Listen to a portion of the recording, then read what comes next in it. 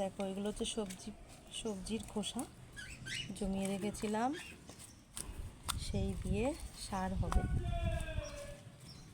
এই যে ড্রাগনের খোসা, তারপরে কাঁচা ডিমের খোসা, কলার খোসা, যত সবজি আছে এগুলোতে কিন্তু প্রচুর পরিমাণ পটাশিয়ামও থাকে। এই যে গাছের যা যা দরকার সব এর থেকেই পেয়ে যাবে। এগুলো এইভাবে দিয়ে এবার এর উপর থেকে এই যে মাটি দিয়ে দেবো।